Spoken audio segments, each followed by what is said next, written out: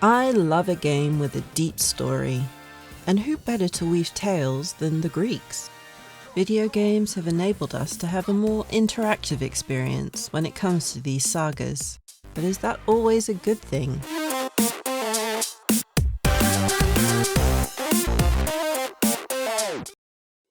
Rise of the Argonauts is an action role-playing game developed by Liquid Entertainment and published by Codemasters. It was released in 2008 and earned a 54 on 360, a 57 on PS3, and a 59 on PC. It had mixed reviews, with praise being given to the leveling systems and overall presentation, but criticised for having way too much dialogue and not enough combat. More recent reviews call it an average game that was a good streamlined action RPG, but would bore modern players. The game is set in ancient Greece and begins at Jason and Alcime's wedding, which is crashed by assassins who take Alcime's life. In this life and the next, I promise you. Jason.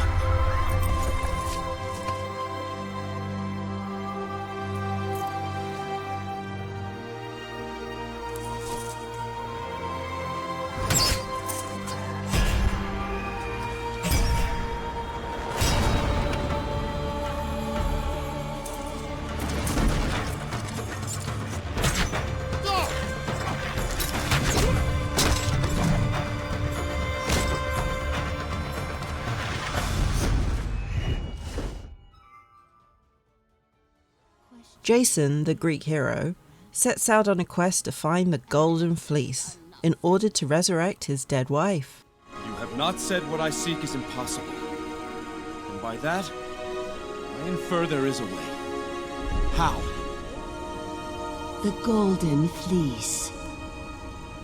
The fleece? An artifact of untold power. Only the fleece can undo death.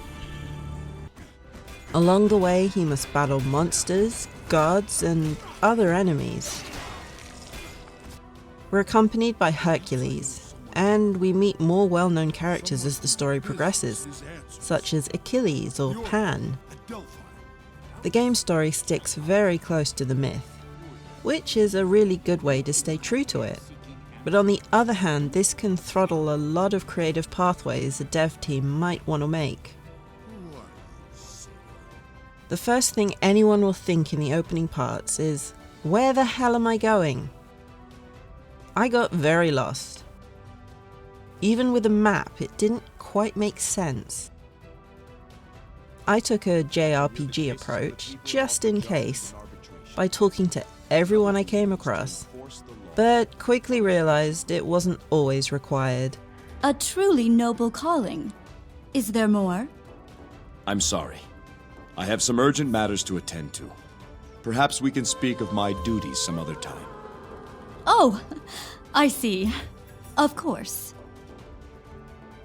There's a little combat early on, but then you'll be stuck listening to dialogue or running around the map trying to complete side quests. There are 4 main gods we can align with in this game. Athena, the goddess of wisdom. Apollo, the god of sun. Hermes, the herald of the gods. And Ares, god of war. When we complete a task, we can dedicate it to one of these gods, earning certain traits or skills.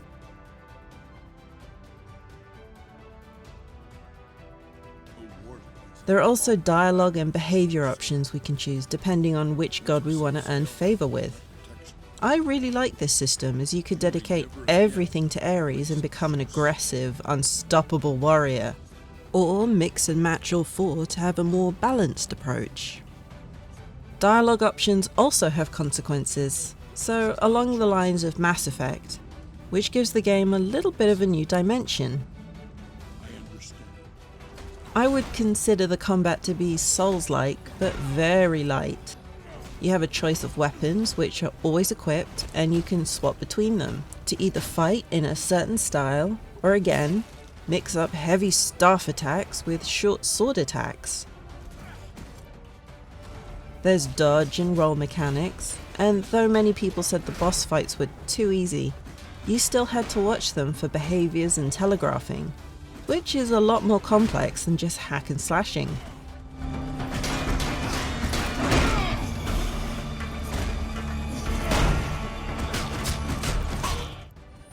The combat was varied, and it was fun to try out different weapons or combos.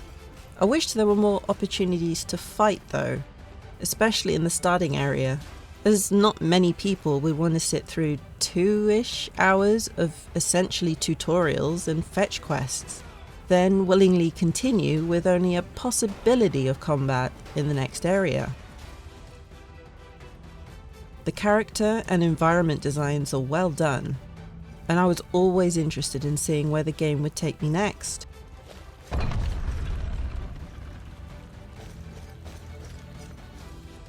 We use Alceme's mausoleum to talk to the gods, but later we get a ship that's closer to a TARDIS than any floating vessel I've seen.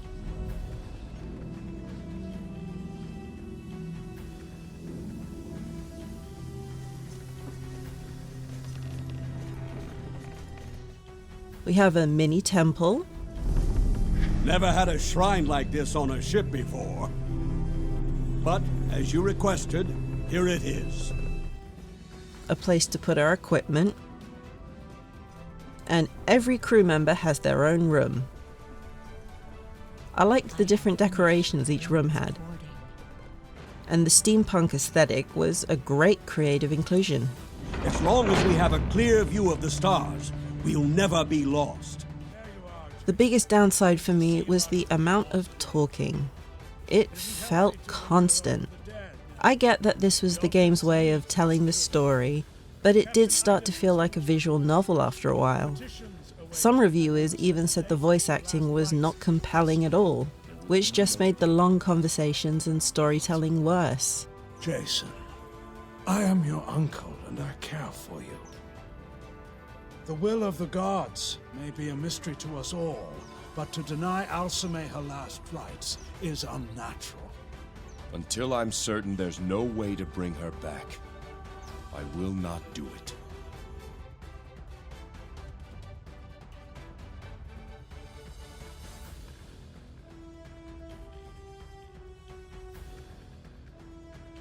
I don't mind info and story dumps if they're done well. I just didn't feel engaged after the first hour of play and wanted to go hit more enemies.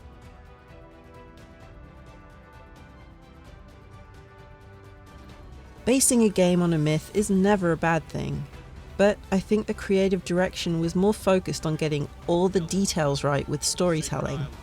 The RPG elements were a new and engaging way to deliver customization to players, and I wish this was carried on in more games.